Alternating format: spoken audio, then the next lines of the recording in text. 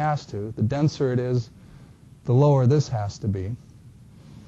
But it turns out that the bulk modulus has a much, much greater effect on the speed of sound in a material. The stiffness does. So if the bulk modulus goes up, this goes up quite a bit. Dense materials tend to be very, very stiff. If you've ever been hit over the head with a sponge, you know that it's not very dense and it's not very stiff. If you get whacked over the head with a steel pipe, you might remember it, but you probably won't. You'll be out. But it's very, very stiff. It doesn't have any give to it. Okay? This is what determines, we're talking about speed of sound? This is what determines the speed of sound, right? This is C right here. And the equation is the square root of the bulk modulus over the square root of the density, which is just, don't worry about that. Just remember, bulk modulus is in the numerator, so as it goes up, C has to go up. Density is in the denominator, so as it goes up, C goes down. So in right here it says as density increases, the velocity of sound through a medium increases. And that's wrong. It says that? Yeah, it says the overall effect is commonly summarized by the statement that as density increases, the velocity of sound through a medium increases. Yeah, but it says because compressibility varies more rapidly, it becomes the dominant factor. So yeah, don't overread that. Density does slow, if everything else was equal, if the stiffness stayed the same, density would slow it down. So actually in lead compared to steel, lead is much more denser. It's going to go actually slower through that. But don't get confused with that. Stiffness is your predominant factor in speed. Okay? And this stuff, this bulk modulus, compressibility, and stiffness are all kind of the same thing, you know. Compressibility and stiffness, they're just saying the same thing in different terms. All right?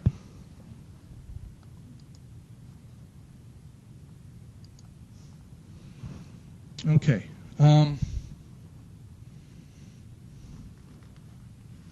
So that is speed of sound.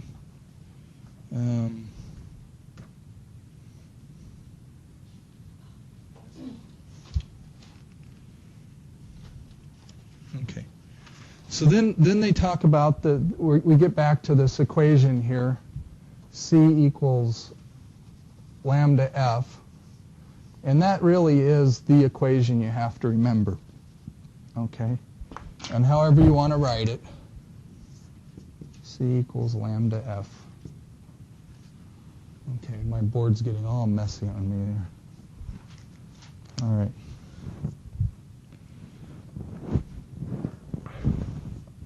Okay, so then the next thing the book talks about are interactions between the sound and the media.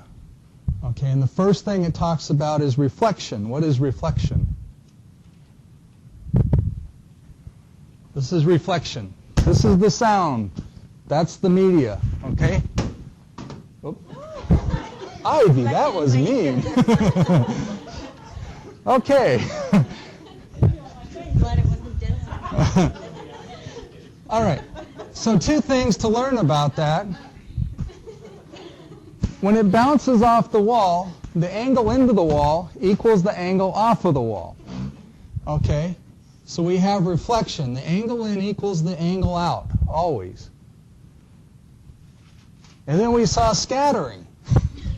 Okay? So if it hits something at an awkward angle, it's going to get scattered and it's not going to come back to the transducer. All right?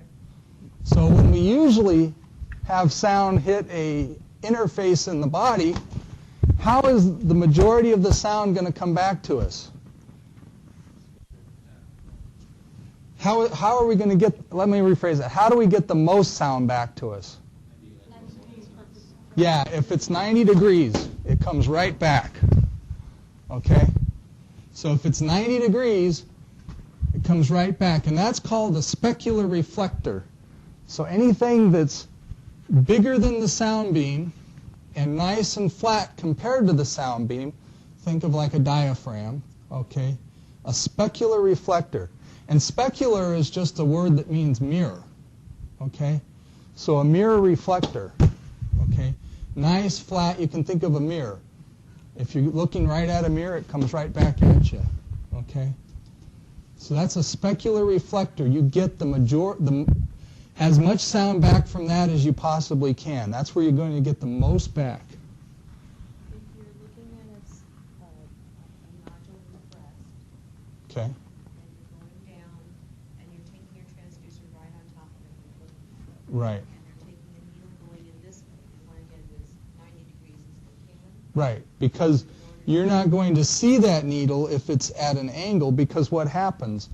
My sound comes in, it hits the needle, and my sound just goes off that way. And then you don't see the tip. Right, so then you can't see the tip of the needle. If my needle is perpendicular to my sound beam, I can see my needle really well, even if it's small. Okay, so I can bounce it off of this. If I hit it at 90 degrees, it's going to come right back to me. Okay, so yeah, that's why they do that. That's why they try to get the needle in perpendicular, because the needle becomes a specular reflector at that point. Okay.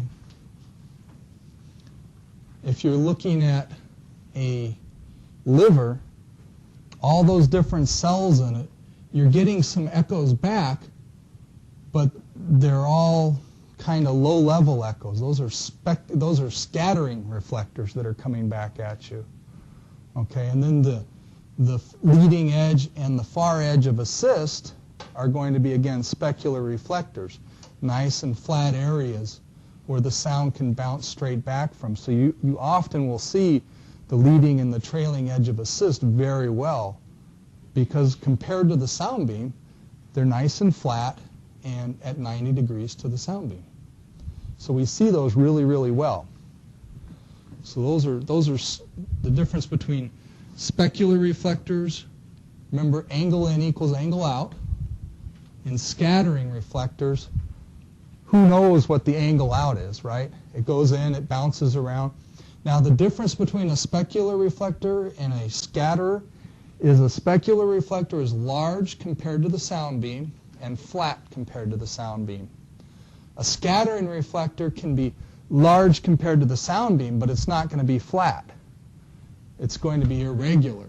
And so your sound will go in and it'll bounce wherever. Or it could be small compared to the sound beam.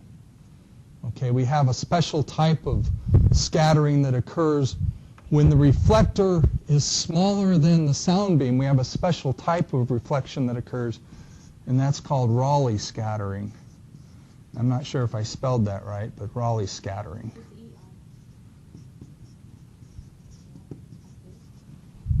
E-I? E-I? Oh. Yeah, that looks better. Okay, yeah. So this is when the reflector is much smaller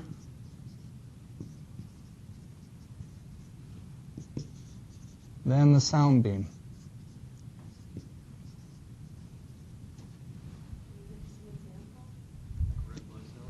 Like red blood cells. That is the best example we have. Okay. Red blood cells, the reflector, the red blood cell is much, much smaller than the sound beam. Sound beams are actually really big compared to red blood cells. And we call that Rayleigh scattering. Okay. So we get scattering back when there's a irregular surface that the sound is coming back off of, like a liver, the internal parts of a liver, not the edges. And then there's special scattering when the reflector is much, much smaller than the sound beam. So if you ask yourself, why is the sky blue? Because the molecules in the atmosphere are much, much smaller than the light. And what happens to reflect best at those is the blue. Okay, so then we see the blue sky.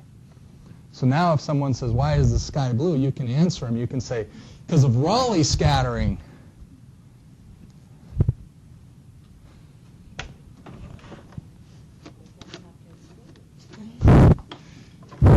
Yeah. Then they'll be really impressed with you. You'll say, oh, okay. So let's just keep these separate here.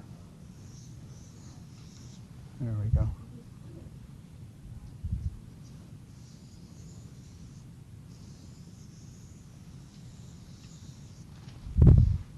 All right. Okay. So sometimes, I probably need to draw a picture of this in order to make it make sense. Let's erase this part for now.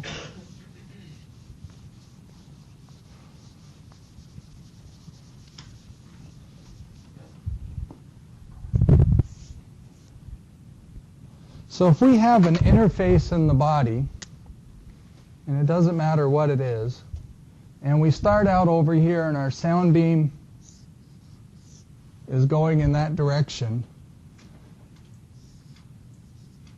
what do we know happens when it hits that interface? Some of it reflects. Does all of it reflect? Nope. Some of it's transmitted. So it can go down to the next reflector and come back, right?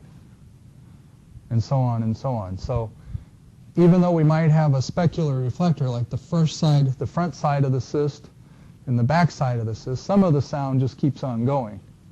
Just naturally happens. How do we know that we have an interface? How do we know that it's going to hit something and reflect? There's a difference in these materials. Okay, if they're identical, the sound doesn't know it, so it just keeps on going. All through here, the sound's identical. The speed of the sound is identical. It hits this, there's a mismatch, and as Anna said, it's called an impedance mismatch. Okay?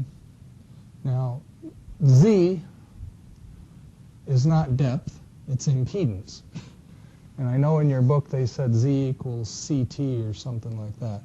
That's the depth equation. Z equals the speed of sound times the density. Is that right? Yeah. Okay. So we can do that. We can go the impedance equals the speed of sound times the density. So anytime either the density changes or the speed of sound changes, there's an impedance change. And so if you have an impedance on this side, 1, 2, and 3, at some point we're going to get, if this is not identical, okay, then we get a reflection back. Okay, and that's all you have to know about impedance, is that if this and this are not identical, something gets reflected at that point. Anytime there's an impedance mismatch, sound gets reflected. All right? Does it make sense? So it's not depth. It's not depth, yeah. Depth is this. I guarantee you, if you look at the registry exam, the SPI exam, they'll say depth is DEPTH, because that's depth. All right. They always reserve Z for the impedance. Okay. What your book was doing is if you have an X and Y axis, right, and then if you have 3 dimensions, you have the Z direction. That's all they were doing. They were using that. So don't use that. Don't worry about it. You can just call that depth. So you said if the two mediums are not identical, then you have some reflection at that point? Yeah. Okay. Yeah. Yeah. And we're going to go into how to calculate exactly how much reflection and transmission we get in just a minute here. But I want to make sure you understand that impedance just means that there's been a change in either the density or the speed. Okay? And that's all it means. And that's why you see different things. Yeah. On the screen. Yep. Yeah, so, Liver and kidney. yeah, that would be a good one. Yeah. Or 2 different liver cells. You know, you're going to have a little bit of reflection coming back from that. Yeah. Yeah. or the liver and lung. You get a really strong reflection back at that point, right? We always see that as one of the brightest reflections in the body is between the liver and the lung because there's a huge impedance mismatch. And you can say it's the diaphragm in the lung. It doesn't matter. They all kind of blend together there. But there's a huge difference between the speed of sound in air and the speed of sound in muscle or liver or anything like that. Okay. So big differences. Even though blood has little particles floating around in it, we don't really see those. They all have about the same impedance. Okay, so it looks nice and black and clear, right? Okay. All right. And we'll talk a little bit more in the next chapter about scattering and reflection and things like that. Okay. So let's figure out what the reflection coefficient is. And in your book here, it gives you, there's equations 1-8, 1-9, 110, 1-11. You can actually just cross off 1-8 and 1-10. As far as I'm concerned, you don't need those. And I'll show you a much easier way to calculate 1-11 here in just a second. All right, so let's get into that right now. Where are we at? Impedance. Yeah, so we're on impedance. That's good.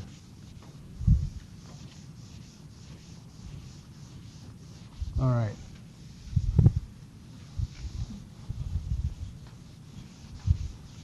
Okay.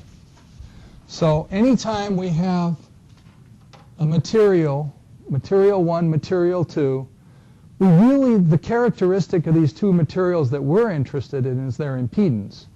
Okay, Z1 and Z2. So we can easily calculate the percent reflected. That's real simple. Okay? It's just Z1 minus Z2. Okay, let's see. No, we don't want to square that quite yet. Over Z1 plus Z2. Okay, there we go. And then we're going to square the whole thing. I'm not sure. What's the one in the book say? Yeah, doesn't matter. Doesn't matter. You'll end up with the same number whether you flip these or not. That's what's so nice about this equation. If you mess up and you put your Z1s where your Z2s belong, you're okay. You're all right. Okay? You said this is replacing 111, right? This should be replacing 119. Oh, okay. Yeah. Okay? So So you don't have to do times 100. well, that'll get you in a percentage. Yeah. Yeah, because we want to go times 100%, yeah. Just to get it in percentage. Yeah, that's fine. Okay. So if we have a number, and all impedance is always given in units called rails, okay? Z is in units of RAYLS. And all you need to know about rails, if you wanted to, you could figure it out, right? Because you know density and you know speed. You could figure out what a rail is. But the only equation you're going to use impedance in is this one. And guess what? All the units cancel out. So all you need to know is, okay, it's called rails. Yippee skippy. We're all happy. Just call it a rail. You could call it elephants if you want. You can put Z in terms of elephants, and you know what? In this equation, it's going to cancel out. All right? So if we take a number, do they have an example that they give you in the book? This one.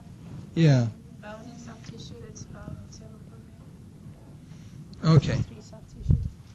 So 7.8 minus, what was the other number? 1.63. 1.63 divided by 7.8 plus 1.63. Okay. And then you're going to square that whole thing. So what's 7.8 minus 1.63?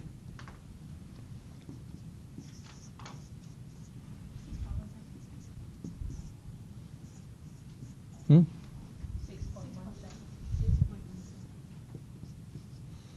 6.17. Okay.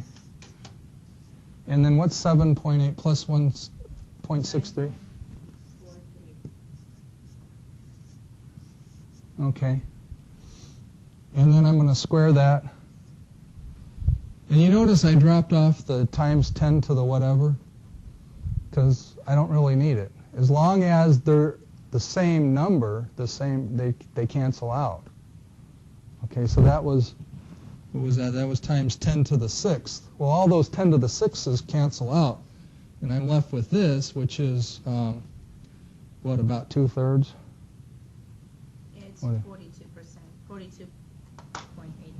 What's 6.17 divided by 9 point? It's 0.65. Yeah, 0.65 squared. 0.65, and then we're going to square that, and then we end up with 49%. 42, excuse me.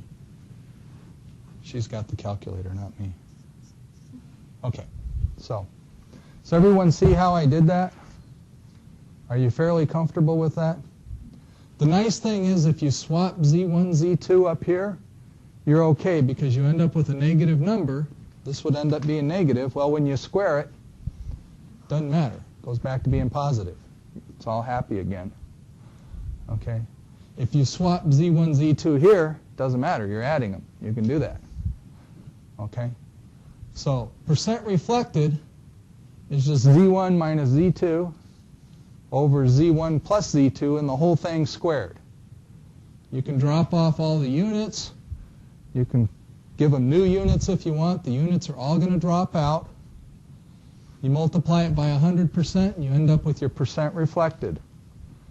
Okay? Now I'm going to give you a new equation that they don't have in the book for the percent transmitted.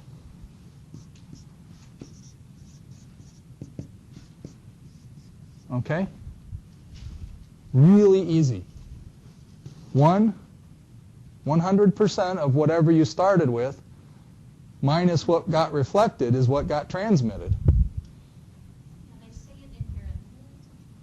Yeah. Okay, so these are the two you need here. This one and this one. Okay? If you can figure out percent reflected, you can figure out percent transmitted, and do it the easy way. Don't use that big equation or anything. Nobody gives you extra credit for using the big equation out of the book.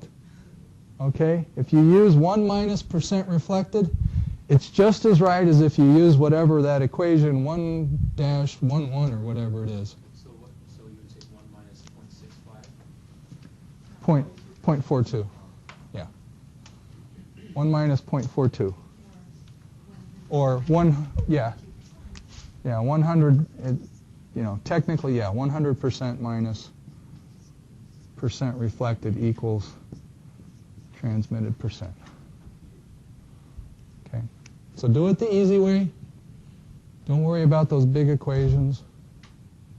And boom, you got it. And remember, this equation's real simple. Z1, Z2. They have to give you Z1, Z2 or you're not going to be able to do it. And then it doesn't matter what order you put them in. Just put your minus on top and your plus on the bottom. Our reports and stuff, are they actually going to give us those, or are we supposed to memorize that code and such and such? Yeah, they'll have to give it to you. But we'll have to know the equation. Yeah, you'll have to plug it into the equation. Well, yeah, we'll have to remember the equation, Right. but we don't have to memorize it. No, because what is the impedance of this liver cell next to this one? They have to give that to you. Yeah. So I think 1/8's okay. Isn't 1/8 the one I have up there for? One for the 9 is the one the reflection. Yeah, this one 1/9. Just keep that one. The rest of them. Yeah. You're not gonna ask us the coefficient ever? The transmission coefficient, which is what this little... Or They reflection show it in example coefficient? when Yashane on the It's the next same. page. Yeah, I'm never going to ask you that, what the transmission coefficient is. I'll ask you, what is the percent reflected? What is the percent transmitted? Okay? Yeah. They won't ask that on the board? No. They won't ask that on the boards. They won't ask you what was that word that they gave you? Yeah, the reflection coefficient. They won't ask you that. They'll ask you, how much was reflected at this interface? And they'll give you Z1 and Z2. It's the same thing, it's not a percent, right? Yeah. Right. Yeah. Yeah. Yeah, if you multiply it by 100%, you get a percent. If you don't multiply it by 100%, you get some decimal number between 0 and 1. Yeah, percents are nice. They don't hurt anything. All right. Good? Yeah. Yeah, those equations. So which one that Yeah. you say we don't need to know about? Okay, of these 4 equations right here, you should learn this one for your percent reflected, okay? And instead of using this, you can use these, feel free. Instead of using this one, I just find it easier to go 1 minus percent reflected. Yeah, if you like these, go ahead and hang on to them, take them home with you, memorize them. If you don't like them, then we're good. All right. So what is Z? Z is speed times density. Okay? That's one you probably want to remember as a definition. All right? Its units are rails. We typically talk about things in the megarails realm, but that's as far as you need to know about that. Okay? I suppose they might have you calculate Z1, Z2 given the speed and the density. I haven't seen that too much, but it could happen. All you need at the end of the day are those first couple of numbers off of it. Okay? So don't get hung up too much on impedance. The important thing is to know when the sound gets to an interface, and that interface has different impedance on either side, some of it gets reflected and some of it gets transmitted. All right? We ready to erase all this?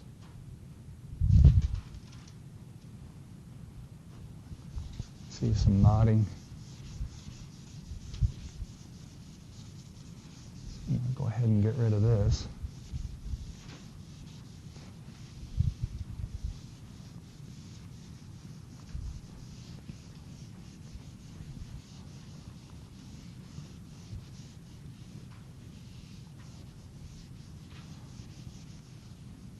All right. So I'm going to leave the concept up here, but I'm going to erase everything else. All right. So you can see on page 12, if you look in your books, they talk about different medium, echoes coming back, and then they have what they call a diffuse reflector. So what's a diffuse reflector?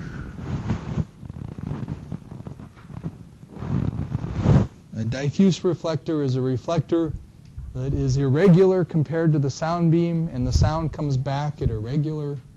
So it's a scattering reflector, right? Same thing. And then, yeah, diffuse reflectors cause scattering. That's probably good to know.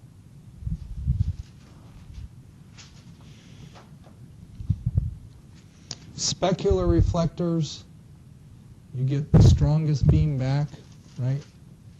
Or they give you the strongest reflection, I should say, right? Because they're nice and smooth. Does the beam come back?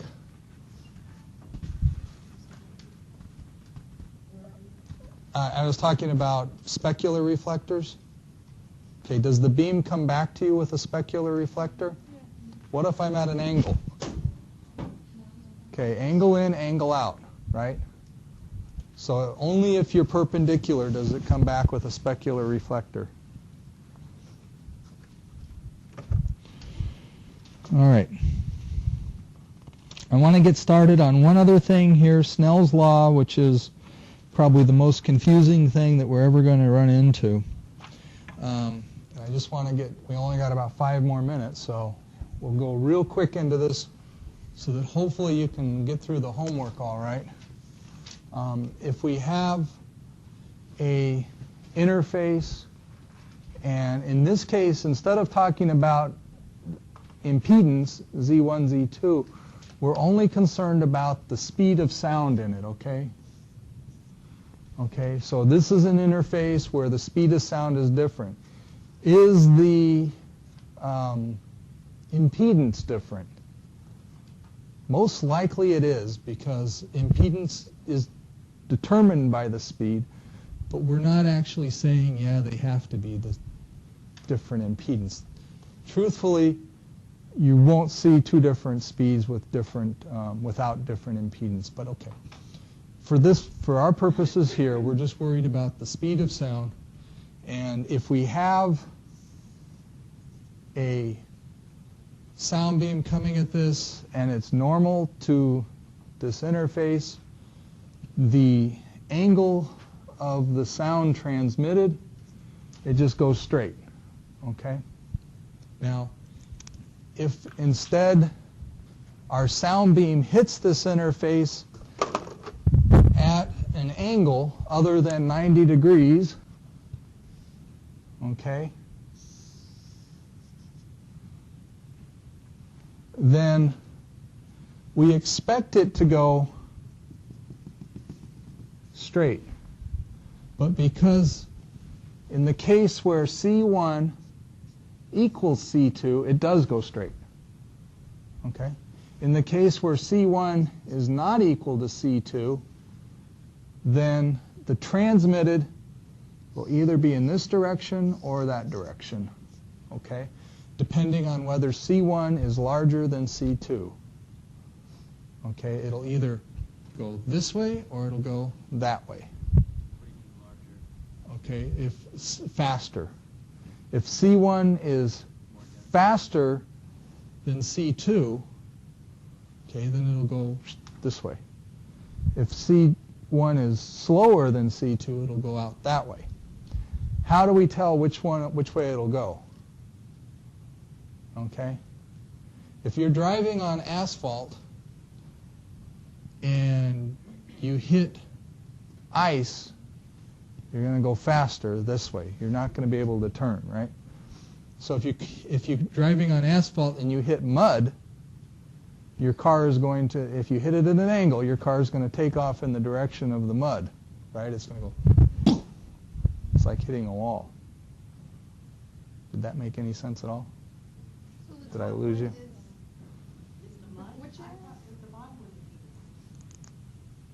Well, it depends on whether this is faster or slower. Okay, so C1 is less than C2, or C1 is greater than C2.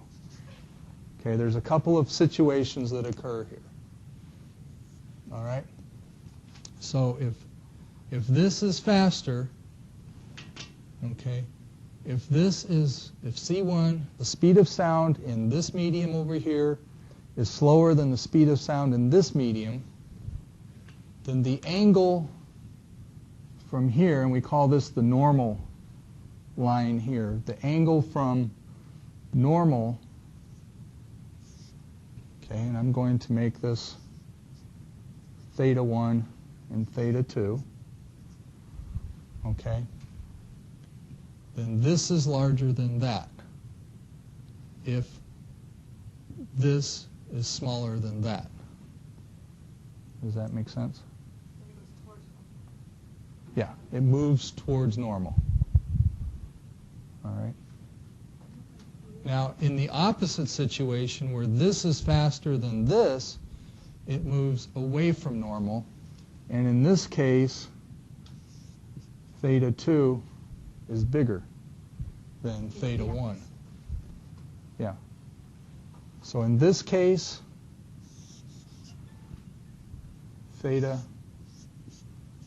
2 is smaller than theta 1. And in this case,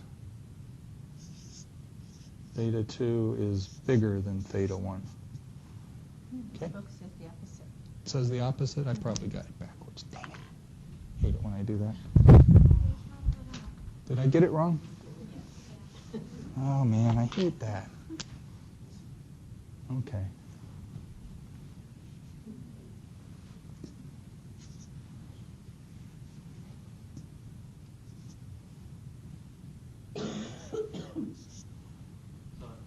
Is that? Wait.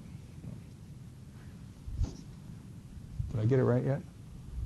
Okay, so if the speeding one is bigger than the speeding two, that it's towards the normal. Right. Yeah. It's toward. Okay.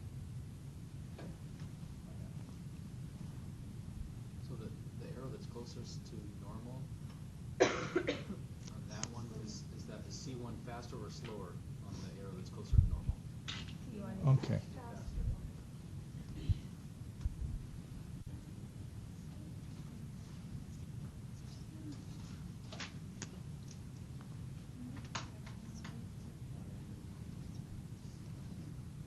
Okay, so if we call this number 1, and that's situation number 2,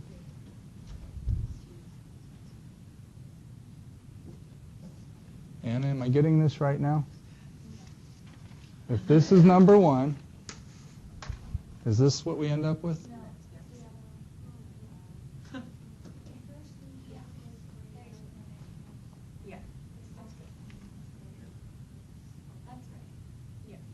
Okay.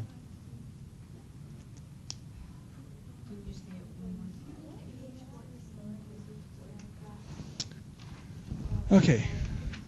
If you look on page 13 at the bottom. 13, 14.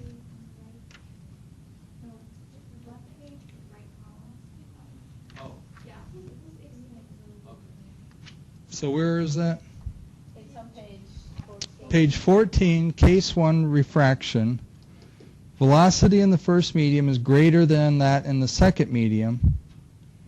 The angle of transmittance bends towards the normal from the expected straight line path.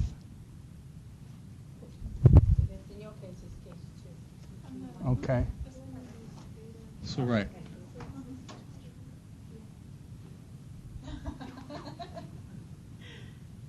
So this is faster than that. Then it goes. Oh yeah. Okay. That makes sense because this is slower. I keep forgetting that.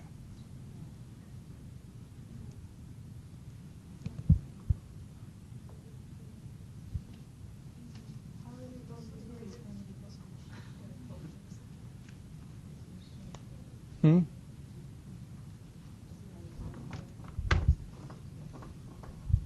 So C1 greater than C2 equals C1 or equals theta 1 greater than theta 2. Yes. And the other one's Correct. C1. C1 less than C2, theta 1 is less than theta 2. So the C1 is less than C2 when it goes towards normal, but that means that C1's faster? No, C1 is, C1 is faster than C2. and that's when it goes towards. That's the one that it comes towards normal. That's this situation. Okay.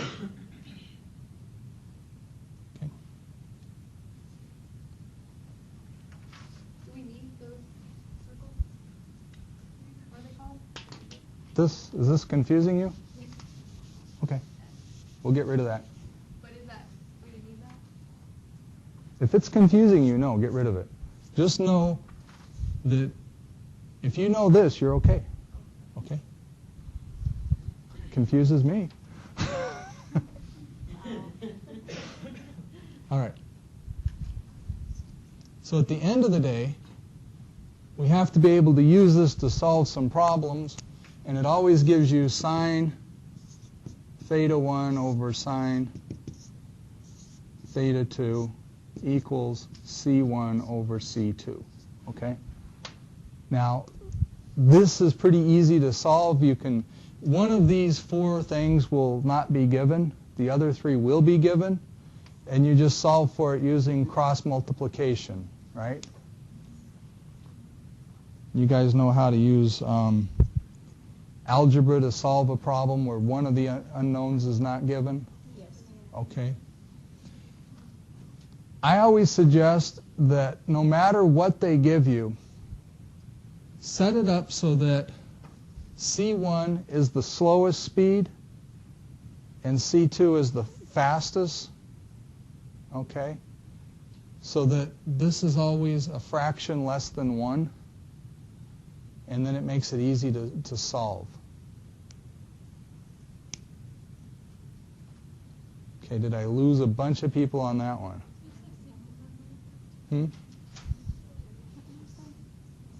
I always set it up so that this is the smaller of the two velocities. Okay. Yeah, I put the top one in there so that this becomes a fraction less than 1. All right. What if C1 is equal to C2? Is that, do you do anything with that? Yeah, if C1 equals C2, then it goes straight. Right. There is no change in direction. That's the beautiful case. But then there's no interface. Technically, you have no interface. Well, right. So if there is an interface, now remember, we could technically have two different densities, okay, and it'd still be an interface. But then it would still, as long as the speeds are the same, it's going to go straight. Yeah, but think of it as you just mentioned, the speed is determined by the medium. So one would Right. So if they Right. have the same density, and you know, 'cause Yeah, this one might not be as stiff as that one. Oh, They have the same density. Now, okay. where can you find that material? I don't know. But if this is, as long as the speeds are the same, if there's an interface, then it goes straight. Yeah, you had a question? So one would be bone and two blood. Yeah, you could have bone and blood, yeah. And if I had bone, which, okay, the speed of bone is about 4,000 meters per second, and blood is about 1,500 meters per second. And I'm not sure if these are exact or not. And then let's say this was my angles, and I don't know, pick a number for the angles, say sine of, pick a number, 7. And then this would be sine x down here. I would flip this over, okay? And then the equation you would have after you flip it over is sine x over sine 7 degrees equals 1,500 over 4,000. Okay, and we can do that. We can flip these over. As long as we flip this side and that side, we can do that. And then you end up with a number less than 1 here. And that makes finding your arc sine easier when it comes to putting that into your calculator. Okay. For test for you to Hmm? for your test to the calculator? Yeah. Yeah. All right. So we've managed to run over a little bit, but are we okay? All right. What do you do in lab? So I know, I'm just curious what you do. Today we're measuring the speed of sound.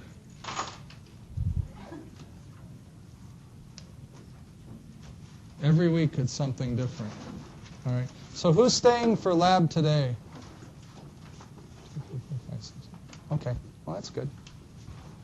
My candle didn't really emit much of a vanilla scent, did it? Well, look at that. Is that why I have a headache? That's probably why I have a headache. Yeah, you're pretty sensitive to that. That's good.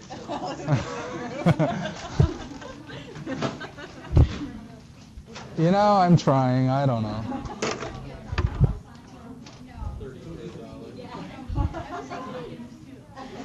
All right.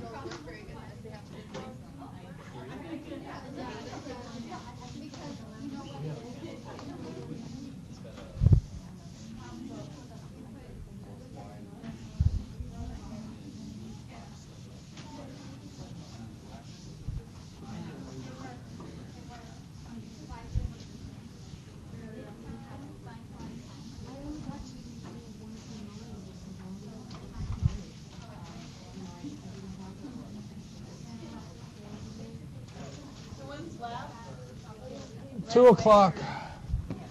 Well, you're going to have to give me a minute to take my stuff to the office. I'm sort of a little bit behind right now. Well, it's really hard to stop right in the middle of Snell's law. And we'll pick up there tomorrow. We'll do it again. We'll do an example tomorrow.